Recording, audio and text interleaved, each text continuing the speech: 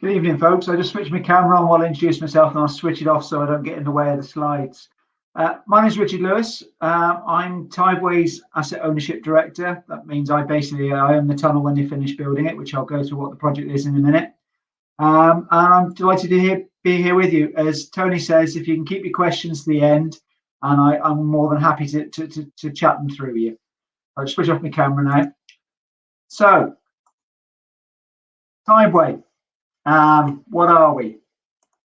Tideway is basically our challenge, as we put it, is to build a new sewer for London to prevent the pollution of the River Thames.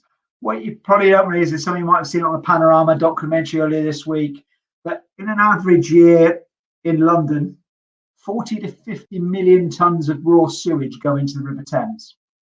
And the project is all about building a sewer to clean that up.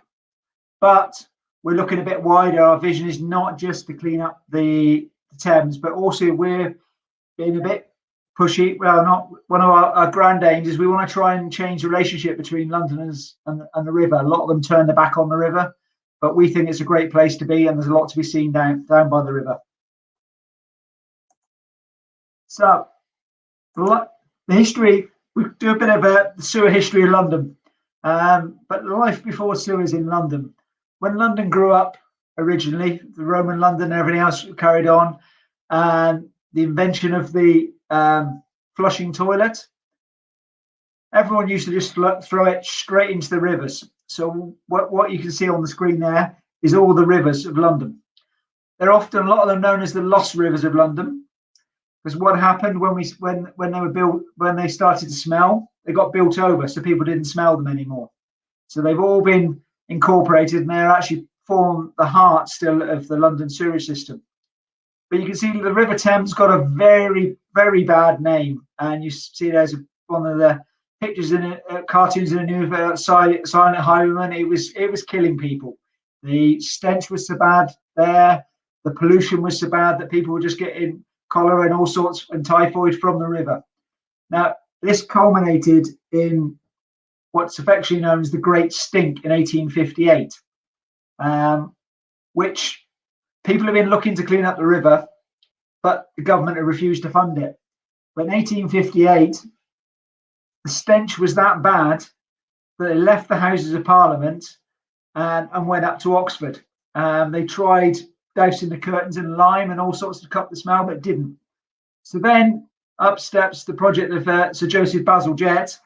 And look, the engraving you see at the bottom right, that was showing up. He built the embankments and tidied up the river.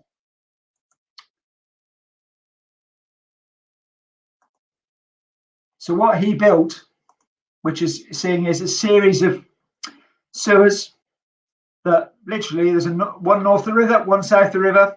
The one at the north of the river went to a sewage overflow at the time, just pumped down into the river down at Beckton, and the other one goes to Cross Ness. There's still the site of Thames Water's major sewage works where the sewers flow into. But the reason they ended up there is that was far enough. I think he was on that the west of London couldn't smell. They couldn't smell it at the Houses of Parliament. So they had to build something. So they calculated by pumping out to the tidal Thames down there, it wouldn't get washed back up. So that's the reason it went there. So they created a series of three sewers in the north, high level, mid level, and low levels to get deeper, and it picks up the flows as well from the rivers. So what happens with the flows now is the flows go into so going back. So when Joseph Bazalgette built his sewer, there was a population of 2 million in London. He actually designed it for 4 million, so he was quite forward thinking. Some would say it's forward thinking, some would have an opinion. Like all Victorian stuff, they over engineered it. So I'll let you decide which one you believe.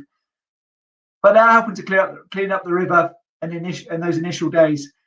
However, as the population of London's grown, we've currently got a population of just under 9 million, and it's predicted to get even bigger.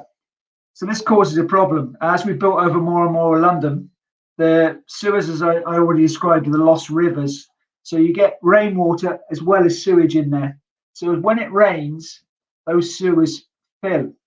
And what Bazalgette built in was he built in a series of overflows along the River Thames that, and rather than backing the sewers up into people's houses, it would spill into the river. Think of it like a pressure relief valve, it just drops it into the river. But we've got to the stage now where in some parts of London, as little as 2 millimetres of rain can cause those sewers to flood into the Thames. So this is where we get the high flows going into the Thames. And in a typical year, we're currently getting around about 50 to 60 discharges into the river. But when we finish the project, there'll be about 4 times a year. So we still get some spill, but it's a lot smaller. So the project that was designed is a tunnel that runs along the river. And I'll show you a map of it in a minute. It starts up in the west, but it's a tunnel 7.2 meters in diameter, just slightly bigger than the Channel Tunnel. It starts at just over 30 meters deep and runs to 66 meters deep. That's so that we have a nice fall across it, so we don't get any silt or anything build up, so the sewer self-cleaning. It's 25 kilometers long.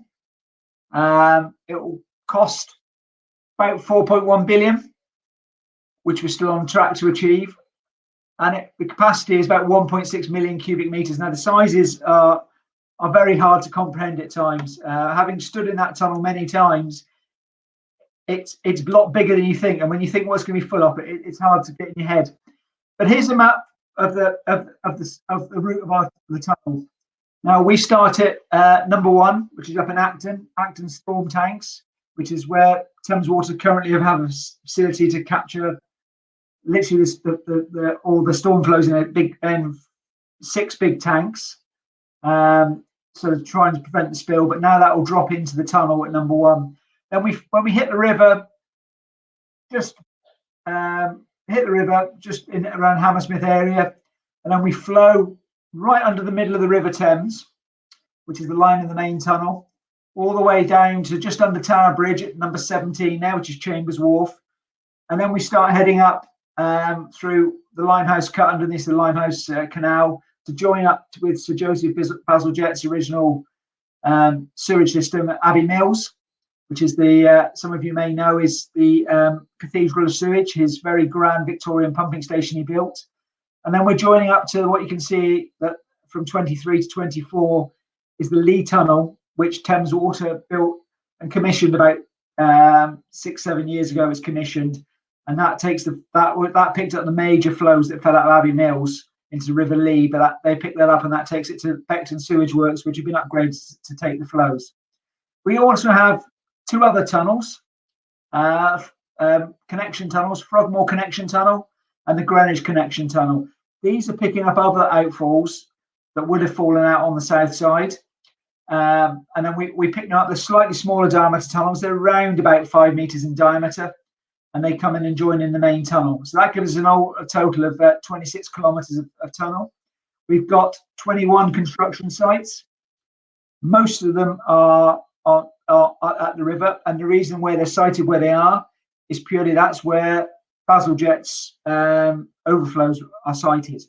So in a lot of cases, we've had to create new land by building cofferdams out into, you'll see some photos in a bit, building cofferdams out into the river to create a piece of land to build a drop shaft down to connect to the main tunnel. So complicated project in a very complicated place. So how does the system work? This will give you an indication how it works. This is an indication computer model of our site on Victoria Embankment, right opposite the London Eye. And what you can see here, if you look right on the right, you can see the tube lines. And this is Sir Joseph Bazalgette's original sewer. And then coming across to the left, you'll see the sewer, and above it a service subway, which Bazalgette was clever when he built the embankment. Not only did he built the embankment to build the sewer, but he also built a service subway along there, and that's where still a lot of the gas mains and a lot of the electrical services and everything run for the main centre of London. So that's still active use.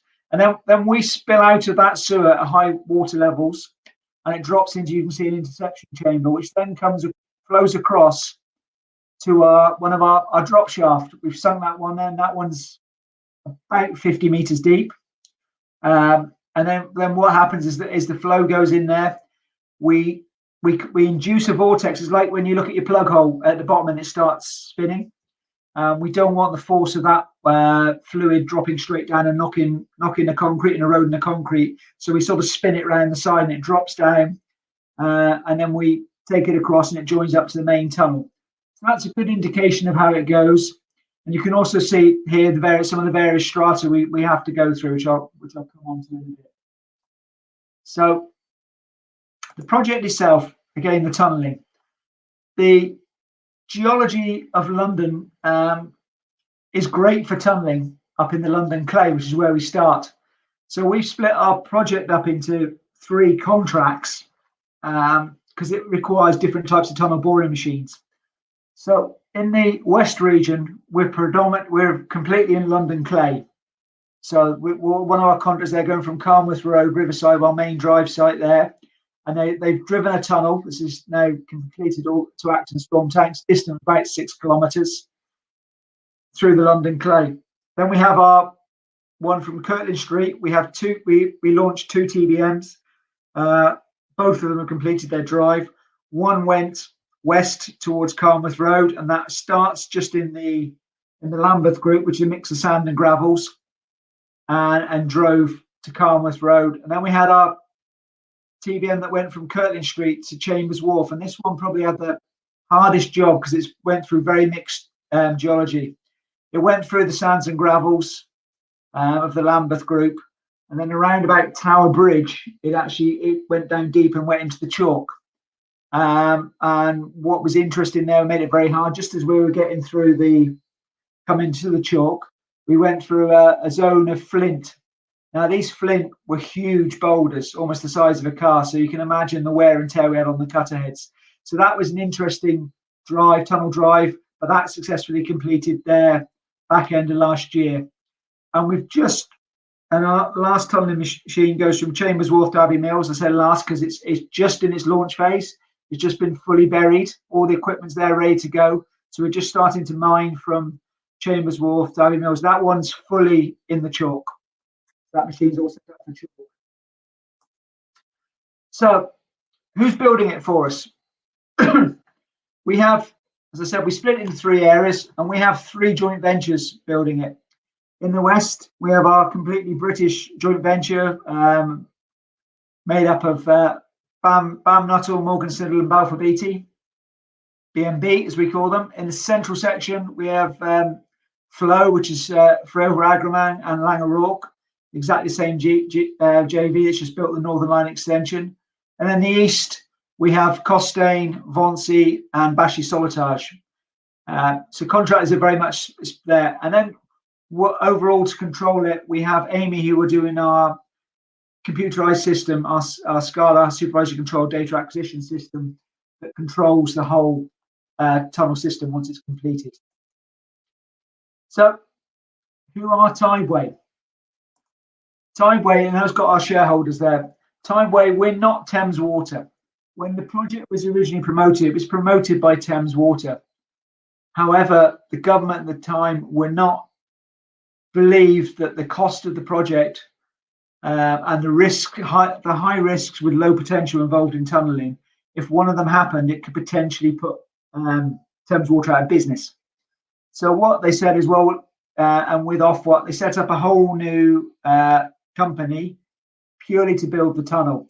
And I work for Bazalgette Tunnel Limited, which is the name of the company. And essentially how we're going to make our money back is we're going to build the tunnel, we'll own the tunnel, and we'll lease it to Thames to use it.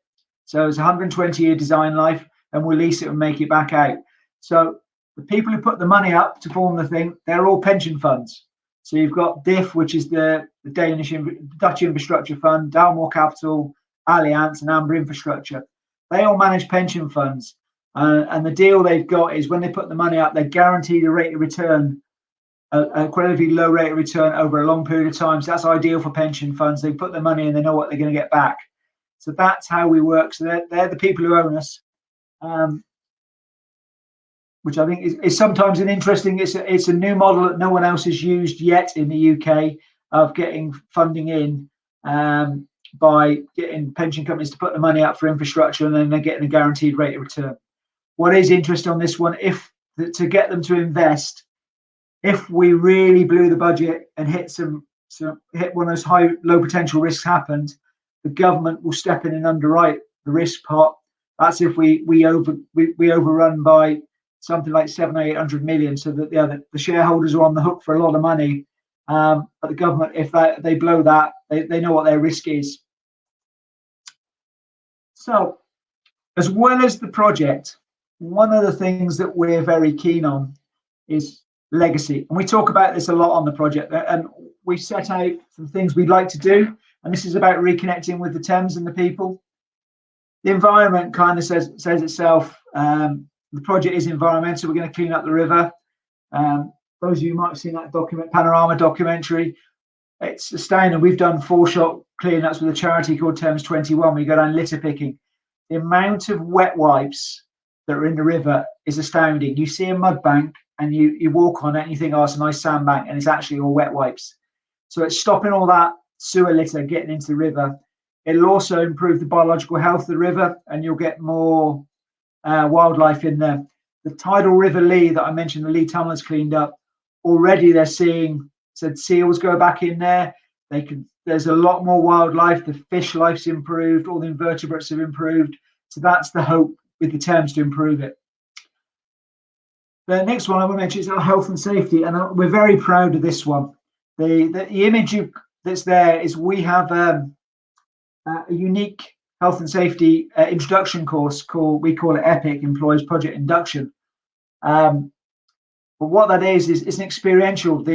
Everyone who starts on the project has to go through this, and it's the day in a life of an accident and what you could have done to do it. And it's done by a series of actors, and you actually go in and you sit. I won't give it in case anyone listening here may come on the project. I won't give the game away totally, but you sit in a series of theatre sets, for want of a better description. The one that's there is the site office, and you see the dialogue that's going on led to all the things that could have prevented an accident.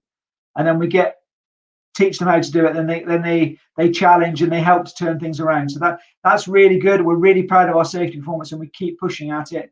As I say, now we've got a good performance. I'm always worried that something's around the corner, but we're very pleased with what we're doing.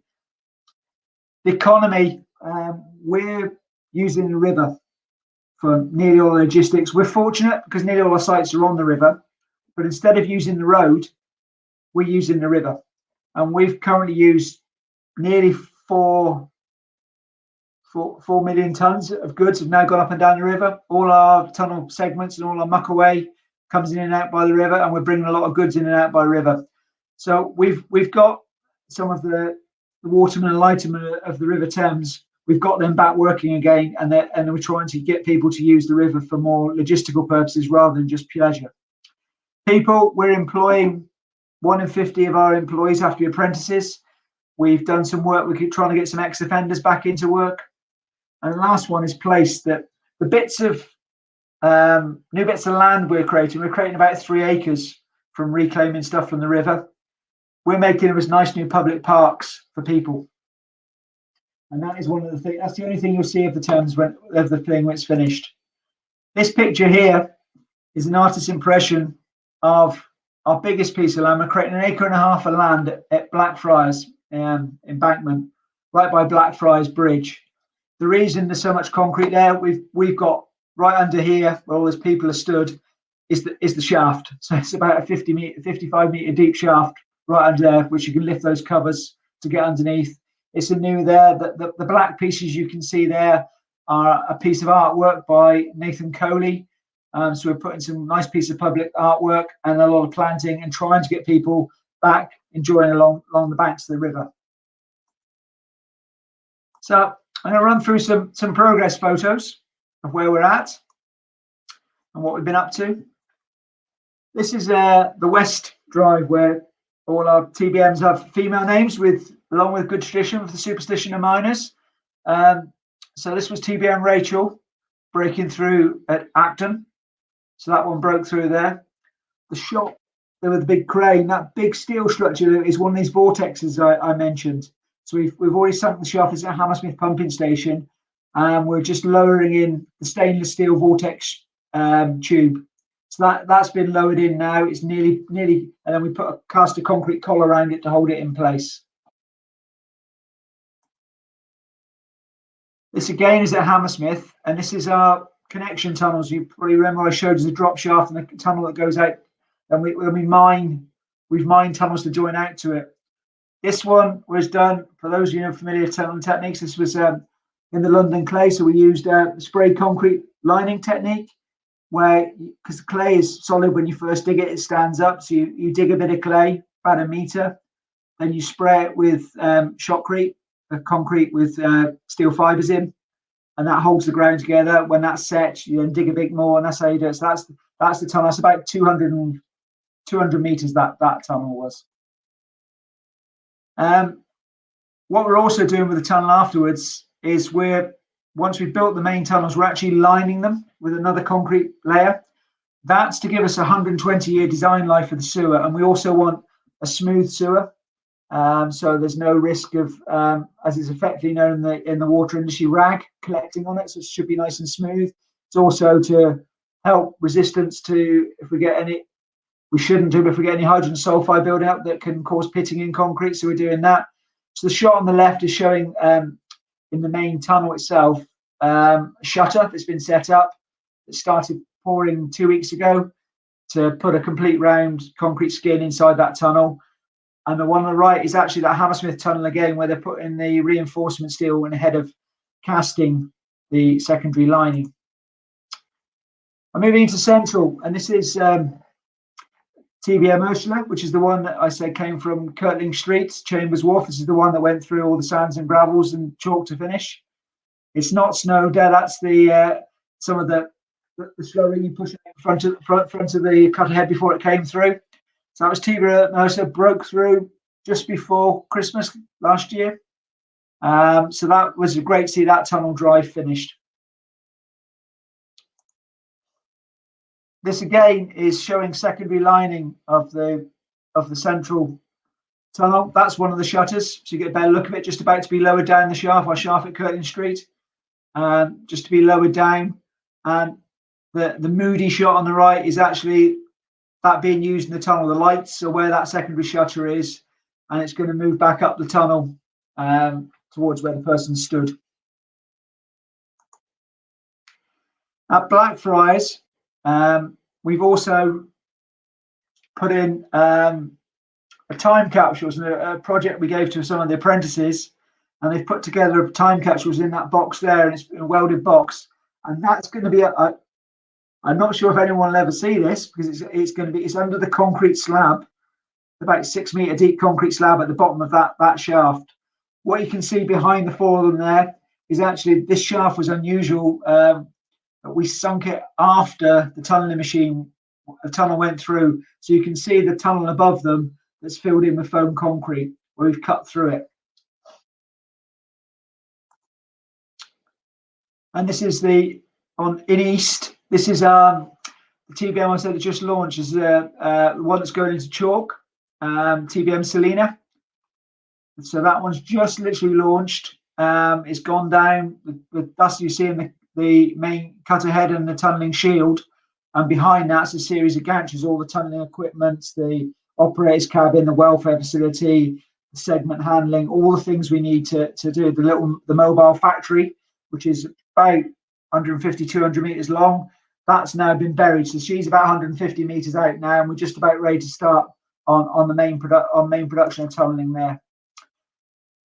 This is the segments being delivered. We have the segments, in this case they were all produced and brought by railhead to the docks at Thames Port, and they've been loaded on the barge and brought up. And what you can see there, each of those stacks is one complete tunnel ring, so they'll be lifted up and taken across, and you can just see where we are there, just south of, just down from Tower Bridge.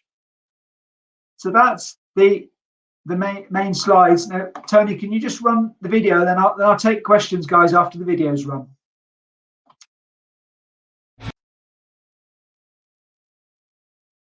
They're remarkably well, considering the COVID restraints. Putney is famous as it hosts the start of the Oxford and Cambridge boat race.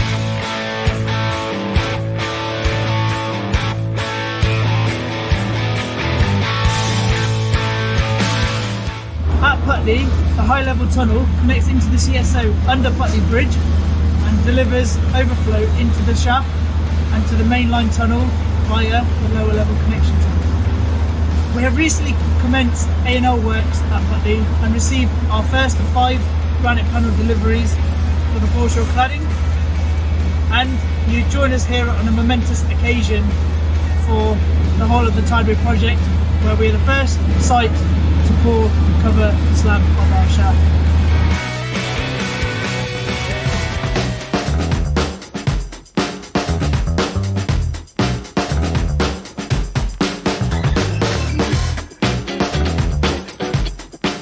I'm currently walking through the new super sewer of London, and particularly I'm inside Drive B, which is the westbound tunnel, the one that goes from Canworth Road back into Kirling Street. So here in Main Tunnels we have many things to celebrate this month. A particular milestone is that after a few months of continuous improvement and really hard work, we have managed to get our first 900 meters of secondary lining on this drive, and currently we have arrived pretty much to the first junction on this drive, which is Falcon Brook pumping station, and we hope to bring many more milestones to this project.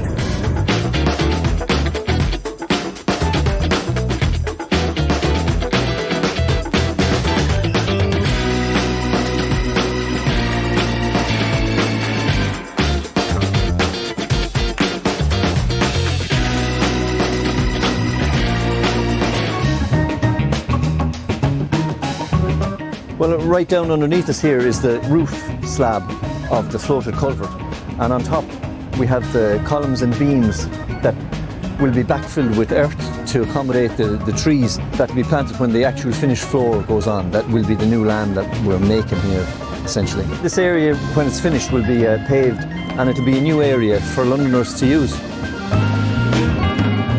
It's a great milestone to finish the shaft, considering we had to wait last year until the tunnel went through underneath us and then dig down through the tunnel. That's completed now. The SEL, the shotcrete, is completed. As I said, we're going to pour the blinding at the shaft bottom today. We've just finished digging here today. We're at a depth of 53 metres and we just finished now. It's really nice working here at Blackfriars. You have a great scenic view of Houses of Parliament and the London Eye. Really nice.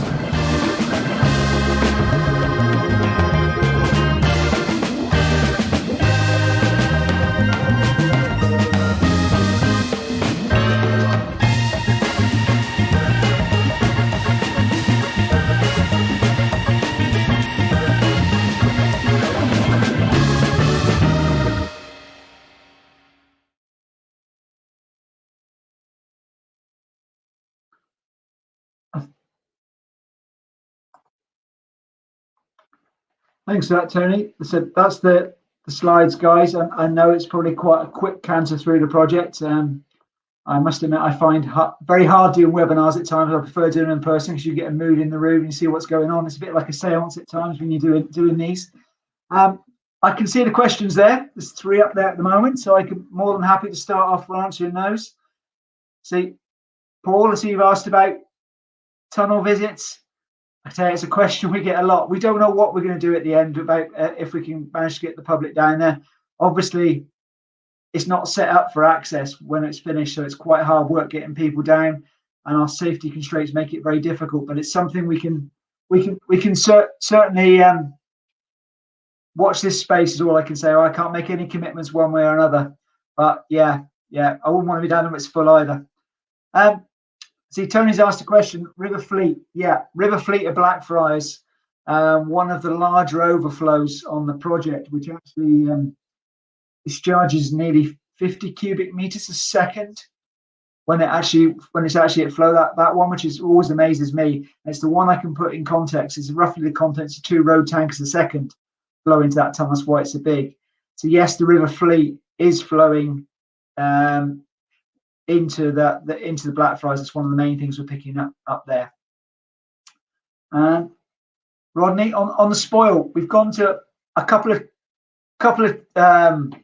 places. The main lot has gone to Ingerbourne Valley, which was a former fly ash tip, and it's been used for capping that off and recovering the land.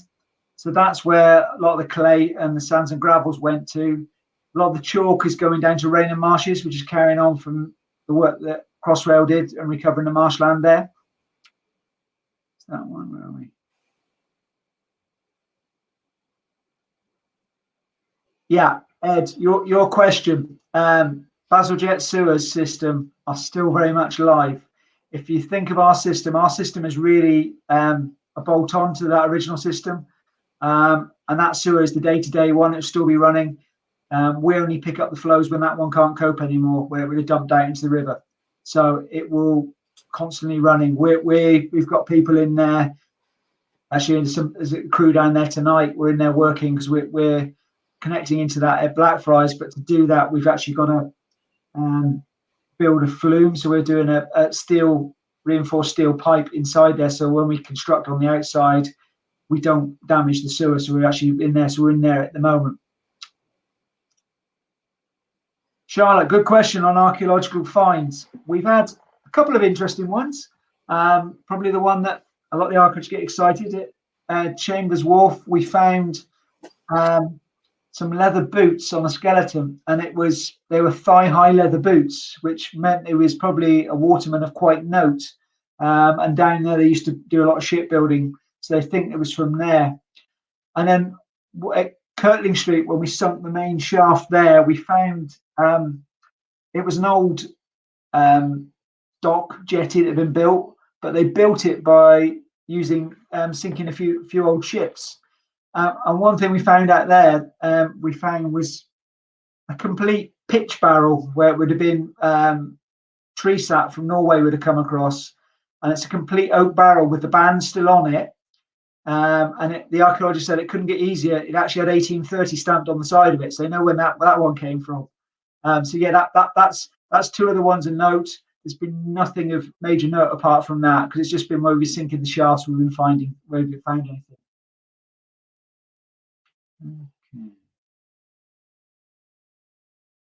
Okay.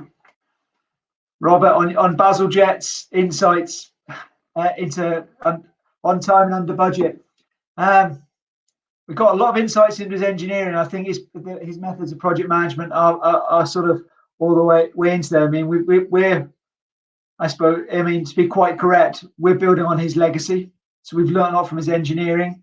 I can't promise that we're going to be as good as him, but we're pretty good on our revised timescales. We got hit, like everyone else, very hard by COVID, which put 9 months on our program because due to social distancing, we just can't do activities in parallel, which we plan to do, and 233 million. So yeah, our budgets and timescales are under pressure. We're still on to complete. We'll commission and start end of 2023 and hand over in 2025. We're all on for that. Hilary, good question for the question is, what's the mechanism for clearing the tunnel of sludge and fatbergs?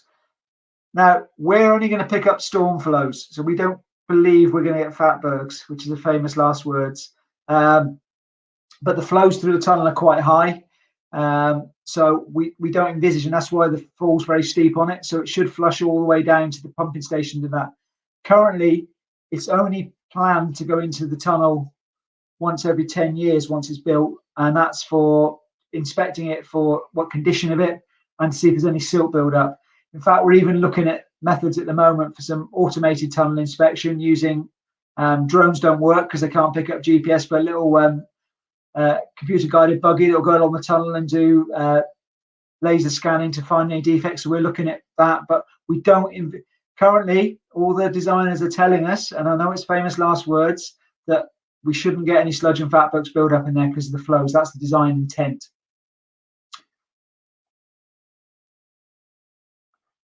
Nigel's question is, does the system work without external power for pumps, or are measures in place to mitigate this risk? Our system works, it all flows under gravity, the tideway system, which joins into, so only a bit of a fudge of an answer, I'll admit that straight out. We flow into the Lee Tunnel Abbey Mills, but it's still at depth, obviously, when it hits Beckton, so it's about 65 meters deep. So they've got a pumping station there to lift it out, which has backup power, has redundancy in its pumps. that's how it works. Ultimately, if the tunnel fills, we'll close the valves, the big penstock valves to stop any new flows going in there. The danger is if we leave it in there too long, we're going to end up with septic sewage. But I said, no, it's a bit of a fudging answer. The tideway system will work, the total system, but we do have to pump it out because it's just so deep it can't flow at the other end.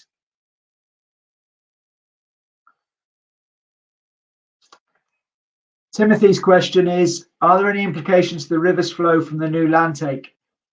Now, yes, there are, is the straight answer. We did a lot of modelling up at Wallingford, at the marine laboratories at Wallingford, and we built a full-scale model of the whole Thames and what would and it's designed. Yes, we will lose some of the floodable volume,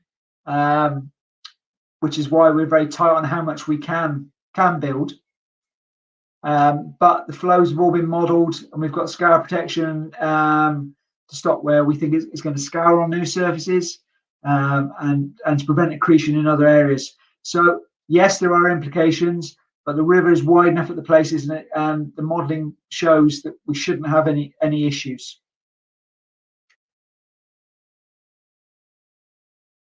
All right.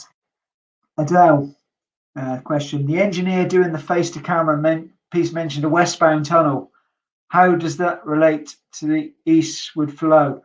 What he meant by the westbound tunnel was he's one of the engineers from Flow for over Langeroog, and they had two tunnel drives, as I mentioned. One went east towards Chambers, and the other went west towards Carnworth Road. So in that area, they call themselves the eastbound tunnel and the westbound tunnel. The flow still goes eastwards. However, from their point of view, because that's the direction they drove the tunnel boring machines.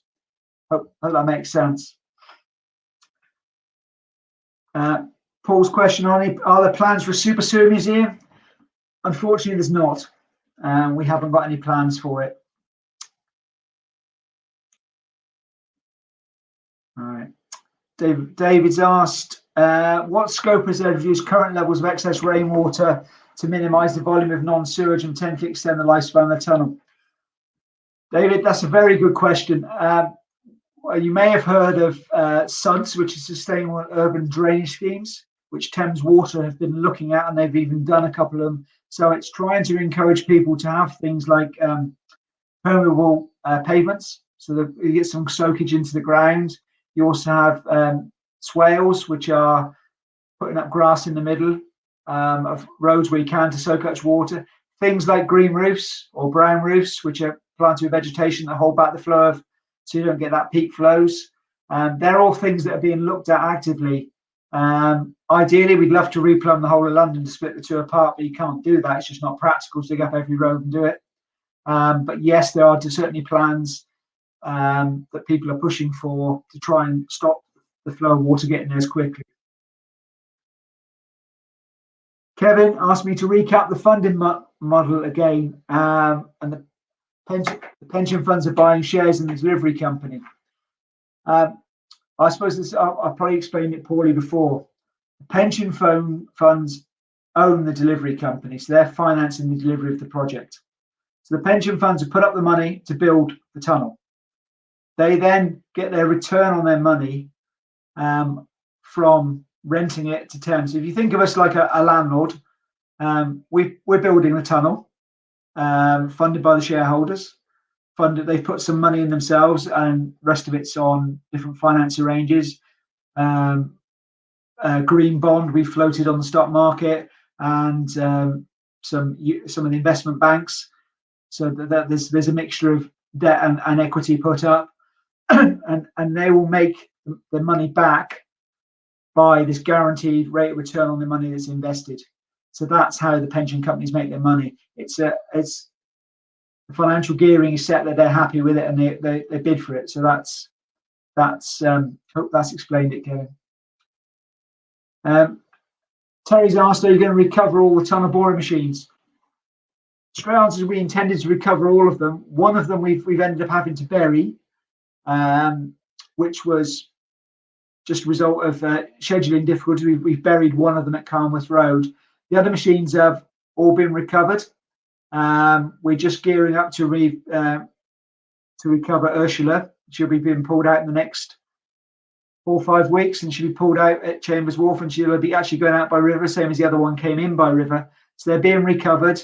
Even the one that was buried, all the parts that were usable were stripped off it, or the screw conveyors, all the parts. It was just a steel can we left in the ground. So all the gantries, all the usable parts are taken off, and they go back and reworked into other machines. So yes, they are recovered.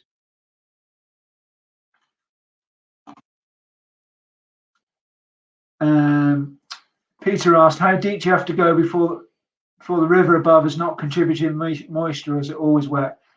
The ground is always pretty wet. One advantage you've got in London, once you're in the London clay, the clay essentially seals it, so you're not getting that's what the river's not coming down through that. It's sealed, so we're below that strata completely. But what you then hit into is I'm not a geologist, so excuse my explanation, but it's not good. We've got an upper aquifer and a lower aquifer in the Thames basin. So the upper aquifer's up in the sands and gravels, and you get some there, and you start getting the deep aquifer and the chalk, which is where drinking water is extracted from. So you do get these 2 layers of water in there, but there's always water purely by the groundwater. Right. Thanks, Adele. Peter's asked, what technology is used to guide the TPMs, and how accurate are they over what distance? Peter, they actually use lasers to guide it. So the surveyors set up a control station at the start, and then they put prisms in the tunnel as they go down through, and the laser picks up on these prisms, and the tunnel boring machine has got a laser looking back at those prisms and working out exactly where it is. And on the screen in the control cabin, they can see exactly where they are in position, and they're very accurate. All the ones, it's always fingers crossed when you come to the end of a tunnel drive, but they've all come out in the right place. So it's work. That technology is constantly improving. It used to be done by hand, but now we have same as do a lot of time, what they call total stations. You see it's got like pick up, and it scans and picks up and reads all the data back in. So that's reading all the time. And then by a mixture of when as you jack forward the TBM, the tunnel boring machine, it pushes against the face before, how much pressure you put on the jacks allows you to steer the TBM to keep it straight.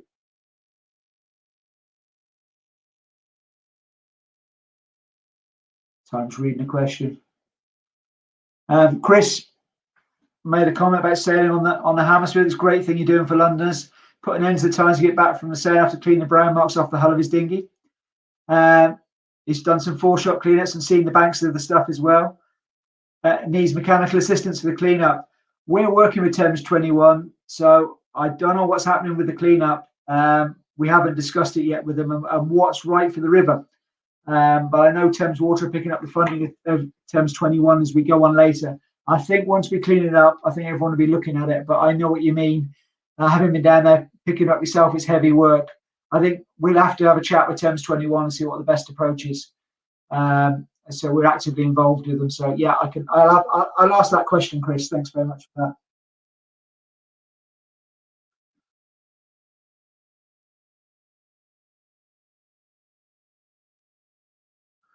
Right, Roger's asked a question. It's in 1864, Thomas Webster Rammell proposed a pneumatic railway under the Thames at Hungerford, penetrating Bazalgette's embankment wall.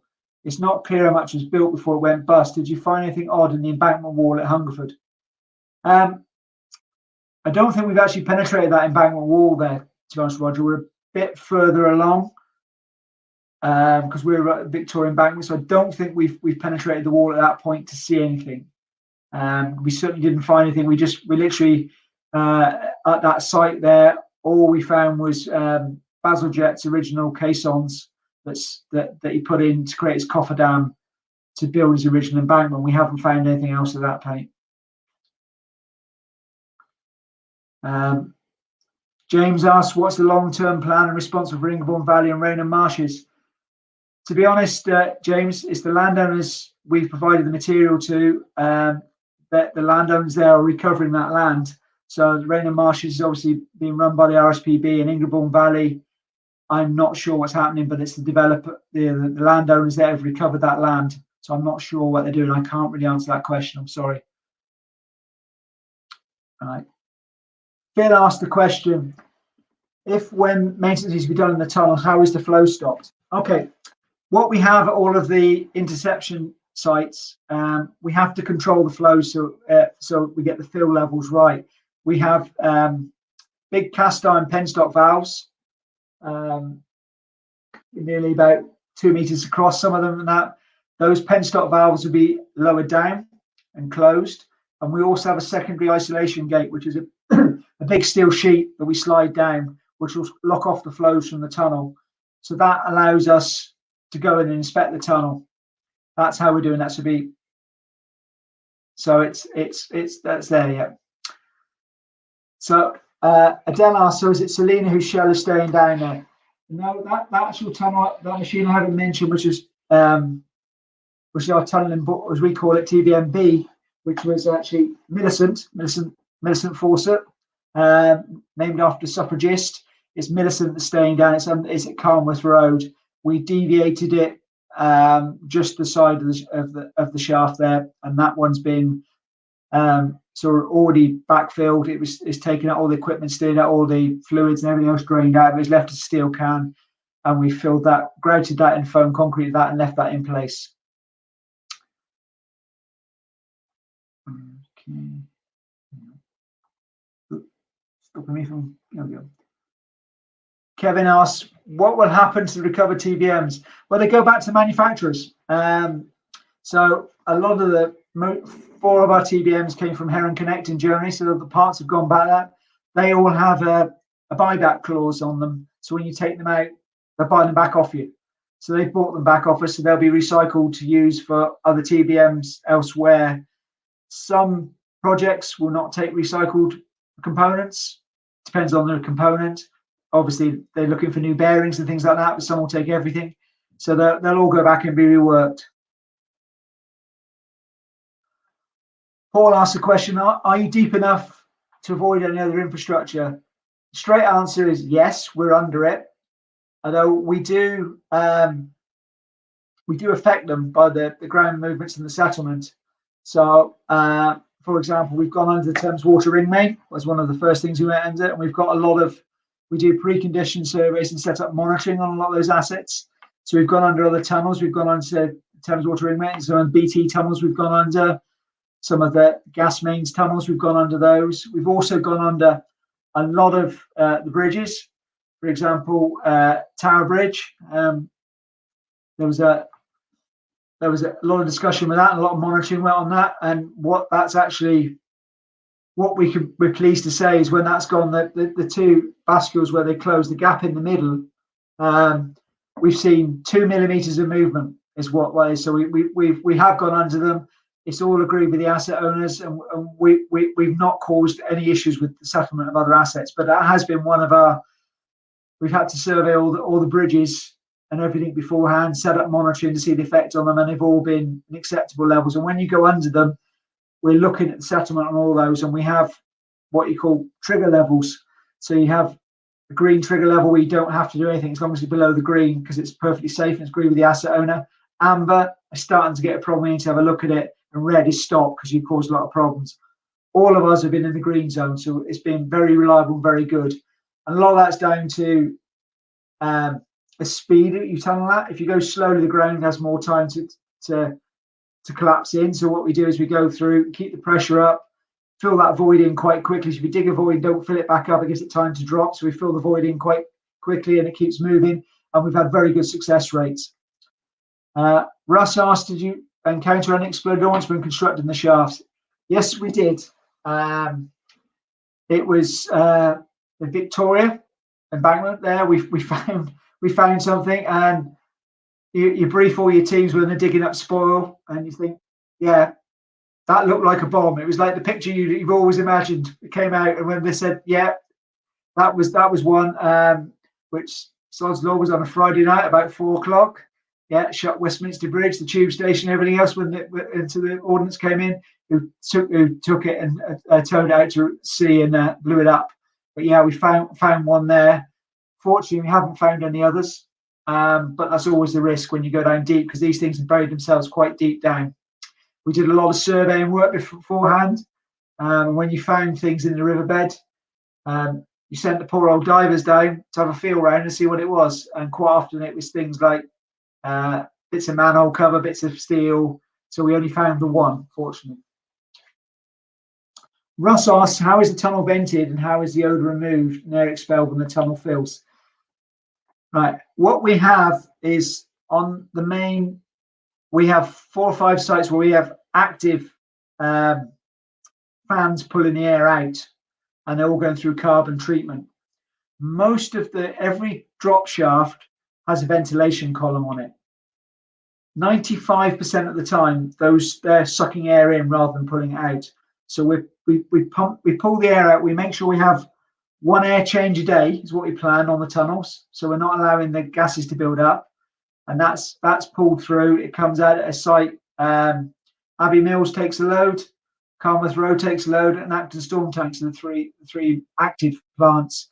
Everywhere else, it's passive carbon, so we get no odor. So that it's free to vent, but most of the time, because we've got these fans running, it's sucking out. Even when it's filling, it's coming out of the locations we want to, because those fans ramp up the speed. It's normally on empty that they're sucking in more. Brian asks, do you use the drop shafts as storage during overflow conditions?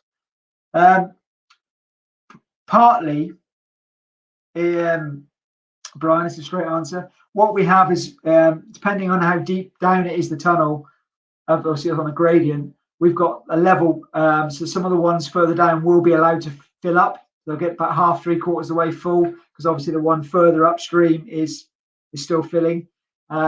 So yes, some of them are used for storage, but that's not their main intent. Their main job of the drop shaft is to get it down there and across. And Paul asks, "This is the most interesting project I've worked on." Straight answer, Paul. Yes, it is. I find it fascinating. I always swore I'd never work in London, and here I am working on a major infrastructure in London.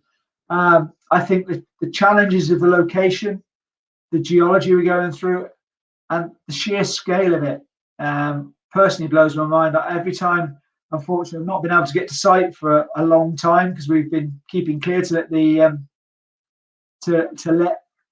sites get on with it and not create COVID risk. I was fortunate enough to be actually up on site today, and just to see the scale of it just blows my mind. And actually, when you stood in the talon, you actually stood there going, "This is going to be full of what?" It is a lot to take in. Okay, thank you, Richard. Fascinating speech, great presentation. Had lots of feedback on the chat how much people have enjoyed it. Thank you very much. There's a couple of other questions come up there. I'll just answer them, Tony. Richard's just asked, interested to know my CV. Well, I'm not a tunneler. I'm actually a mechanical engineer. I'm the unusual one on the project. I've come through a background of project management, and I was with Thames Water for 5-6 years before I left completely and joined Tideway. So I came from a wastewater background, so that's how I came across. And I've just been lucky. I applied for it and I got it. And I started off in a relatively small, doing a stakeholder type project. I've managed to move my way up through. Peter asked a question: are tunnelers a particular breed? Yes, they are. They're a great crowd of people who love moving from project to project, love it, live their life underground. A great crowd of people to talk to, and who always got a story. So yes, they are a particular breed. Their thing. I can't answer. There's a question: is it going to be put up on YouTube, Tony? Probably can answer that one. Yes. I would say if you want to see some other stuff, that video clip, we have the monthly ones. They're up on our social media channels. They're normally off our websites. If you want to see more, there's plenty more videos of showing the work as it's gone along. Okay, that's all the questions. Okay, well, once again, many thanks indeed. This will be on our YouTube channel in a few days' time. Thank you very much for your time. That's fascinating. I really enjoyed it. Thank you. No problems. A pleasure coming talking to you all. Thanks very much. Thank you.